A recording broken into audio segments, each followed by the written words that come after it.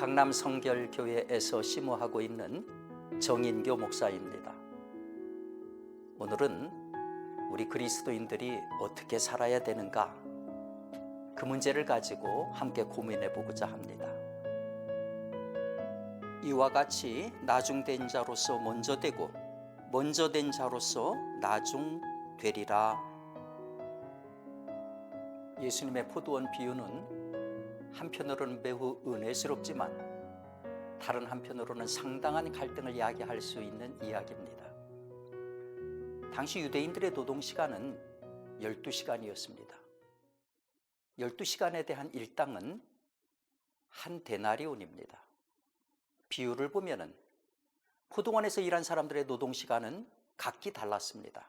이렇게 본다면 당시 노동시간에 맞춰 한 데나리온을 받을 자격은 오로지 아침 6시부터 일한 그 사람뿐입니다. 그런데 포도원 주인은 노동시간의 차이를 고려하지 않고 일꾼 전원에게 한 데나리온씩 주는 겁니다.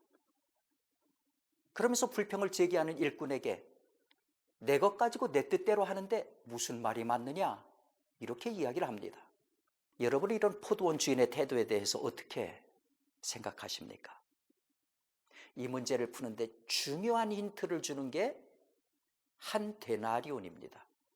한 데나리온이란 당시 노동자가 12시간을 일하면 받는 하루 품삯으로 한 식구의 하루 생계비입니다. 그런데 예수님 비유에서도 볼 수 있는 바와 같이 12시간 노동자로 뽑힌 사람은 극소수입니다.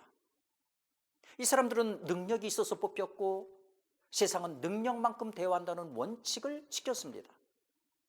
이 사람 가족은 그날 배굶지 않아도 됩니다.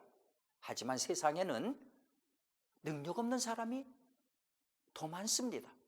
아파서, 장애가 있어서 일하지 못하는 사람도 많습니다. 세상 원리대로라면 이 사람들은 굶어야 합니다.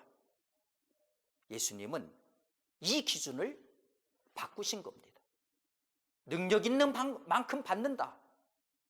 이 세상의 기준을 모든 사람은 살아야 한다, 이렇게 바꾼 겁니다. 예수님의 관심은 이 세상이 내세우는 능력을 기준한 정의가 아니라 생명을 기준한 은혜입니다. 아프리카 부족에 대해 연구 중이던 어느 인류학자가 아이들을 모아놓고서 게임 하나를 제안합니다. 딸기가 가득한 바구니를 멀찌감치 두고 먼저 뛰어간 아이에게 바구니째 주겠다는 제안이었습니다.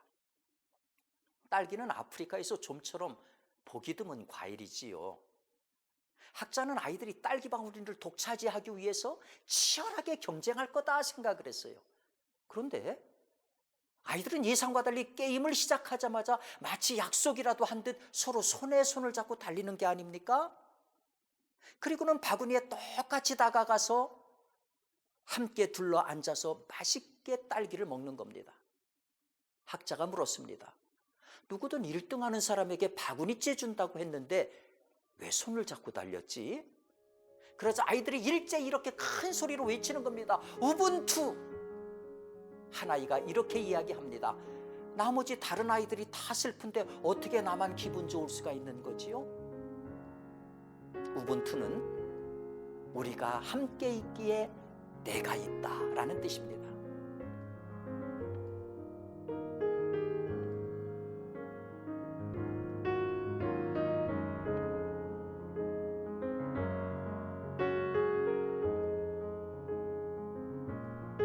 사랑하는 여러분, 만일 우리가 예수 믿는 우리가 우분투를 외치고 실천하는 아프리카 아이들보다 못하다면 참 슬픈 일 아닌가요?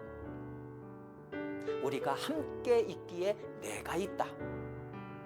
그렇다면 우리가 살아가는 세상이라고 하는 포도원을 우분투 포도원으로 만드는 것이 당연하지 않을까요? 왜냐하면 이렇게 사는 것이 우리 주님께서 바라는 하나님 나라의 모습이기 때문입니다. 바로 우리 삶의 현장에서 이 모습이 이루어지기를 우리 주님은 바라시기 때문입니다.